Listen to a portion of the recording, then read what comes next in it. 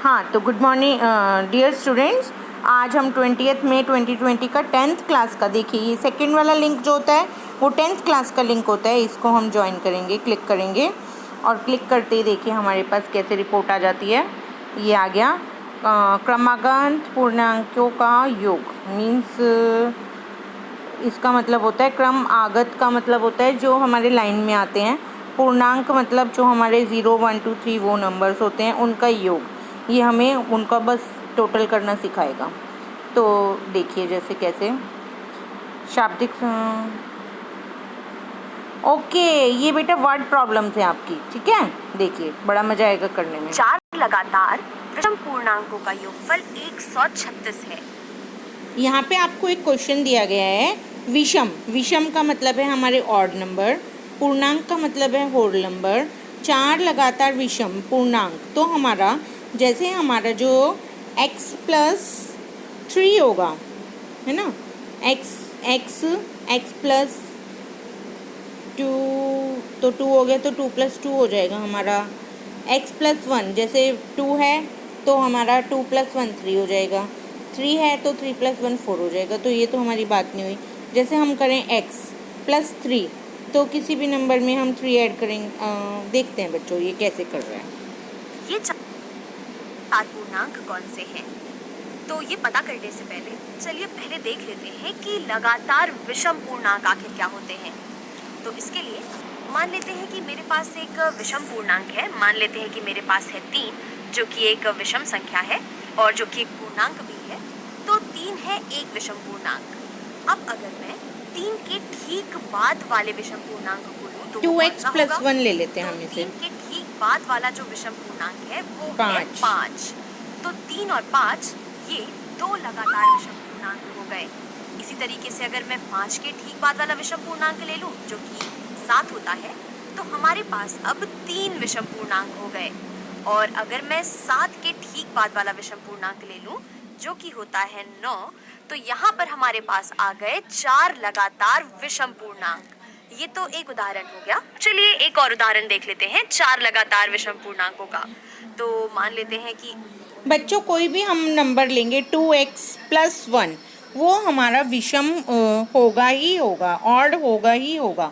जैसे x को मान लो हम लेते हैं 1, तो 2x प्लस 1 हो गया हमारा 2 1 जा 2, 2 प्लस 1 3। अच्छा, अब हम x को मान लेते हैं 2, तो हमारा नंबर होगा 2 2 2 जा 4 और 4 प्लस 1 5। तो यानी हम जब हम 2x प्लस 1 हमारे नंबर्स को लेते हैं, 2x प्लस 1 हम मानते हैं, तो वो हमेशा ऑड नंबर ही होगा। तो हम फर्स्ट वाले नंबर को मानेंगे 2x प्लस 1, तो सेकेंड हो जाएगा हमारा 2x प्लस 3, थर्ड हो जाएगा 2x प्लस 5 और फोर्थ हो जाएगा 2x प्लस 7। ठीक है, अब देखिए ये कैसे समझा रहे हैं आपको। अगर मैं ले लेती हूँ 11, तो 11 भी एक विषम संख्या है। ये एक विषम पूर्णांक है। तो 11 के ठीक बाद हमारे पास जो विषम 12 नहीं आएगा, 13 वो होता है 13। तो यहाँ पर ये 2 लगातार विषम पूर्णांक हो गए। इसी तरीके से 13 के बाद आता है 15 जो कि एक विषम पूर्णांक है, और 15 के बाद आता है 17। तो यहाँ पर ये चारों संख्याएं ये 4 लगातार विषम पूर्णांक संख्याएं हैं। तो अब हम ये बात तो समझ गए हैं कि इसका क्या मतलब है। अब मैं चाहूंगी कि आप इस वीडियो को थोड़ा सा रोकें और इस सवाल को खुद से बनाने की कोशिश करें। अब आप सोच रहे होंगे कि अगर हम थोड़ी सी बीजगणित का इस्तेमाल करें तो हमें काफी मदद मिलेगी, और आप बिल्कुल सही सोच रहे हैं। इसके लिए चलिए मान लेते हैं कि हमारे पास है x, जो कि किन्हीं भी 4 लगातार विषम पूर्णांकों में सबसे छोटा वाला विषम पूर्णांक है। तो अगर x सबसे छोटा है तो बाकी 3 विषम पूर्णांक हमारे कितने होंगे? और इसका पता लगाने के लिए चलिए हम लोग इसी 3 5 7 9 वाले उदाहरण की मदद ले लेते हैं। तो अगर हम यहाँ पर देखें, हमारा सबसे छोटा विषम पूर्णांक इन चारों लगातार विषम पूर्णांकों में 3 है। यानी कि अगर 3 की जगह हमारे पास होता x, तो ये दर्शाता इन चारों में सबसे छोटे विषम पूर्णांक को। और अगर हम इसके अगले वाले विषम पूर्णांक की बात करें जो कि है 5, तो 5 हमें मिलता है 3 में 2 जोड़ने पे। या फिर हम कह सकते हैं कि अगर हम x में 2 जोड़ दें तो हमें हमारा अगला विषम पूर्णांक मिल जाएगा। तो हमारा दूसरा सबसे छोटा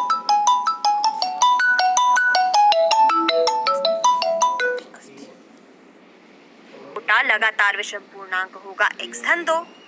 इसी तरीके से अगर हम अपने तीसरे लगातार विषम पूर्णांक की बात करें तो ये हमें मिलता है अगर हम 3 में जोड़ रहे हैं 4, या फिर अगर हम x में 4 जोड़ देते हैं तो हमें हमारा तीसरा लगातार विषम पूर्णांक मिल जाता है।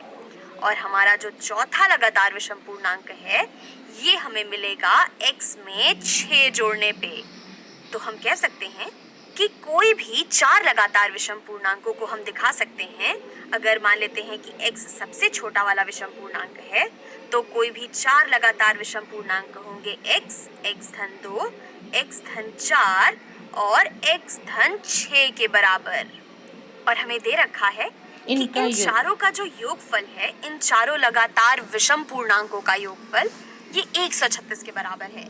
तो इसके लिए चलिए जोड़ देते हैं इन चारों को आपस में और इन्हें जोड़ने पे हमें मिलता है 136।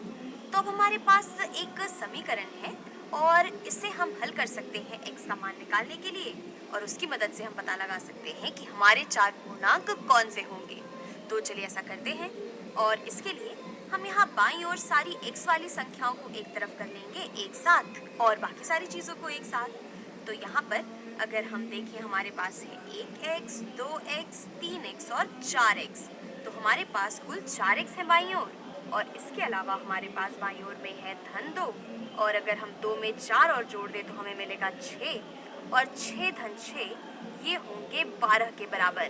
तो बाईं ओर हमारे पास है 4x धन 12 और ये बराबर है 136 के। तो x को अकेला करने के लिए हमें इस 12 को यहाँ से हटाना होगा, और इसे हटाने के लिए हम यहाँ पर दोनों ओर से 12 घटा सकते हैं। यहाँ पर मैं सिर्फ एक ओर से तो 12 घटाऊंगी नहीं, हमारी संख्या घट जाएगी। इसीलिए मुझे अगर मैं 12 को बाईं ओर से घटाती हूँ तो मुझे दाईं ओर से भी 12 घटाना ही होगा। तो ऐसा करने पे हमें क्या मिलेगा? बाईं ओर तो ये 12 और 12 आपस में कट जाएंगे और हमारे पास बचेगा बस 4x। और अगर हम दाईं ओर देखें तो 136 में से 12 घटाने पे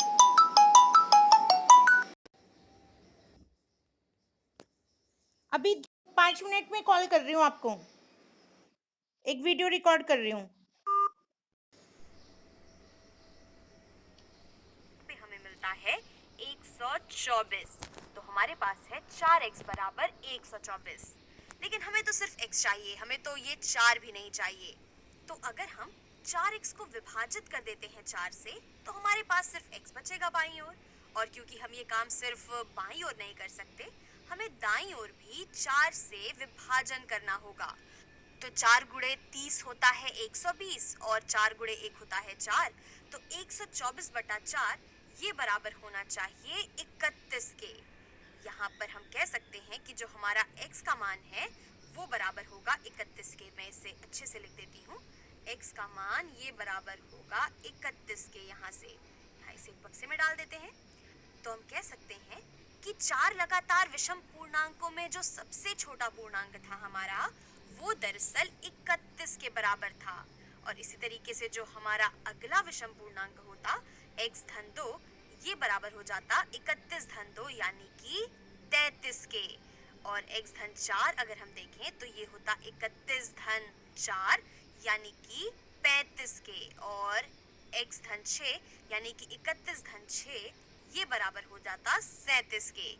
और आप देख सकते हैं कि 31, 33, 35 और 37 ये 4 लगातार विषम पूर्णांक हैं जिनका की योगफल 136 के बराबर है।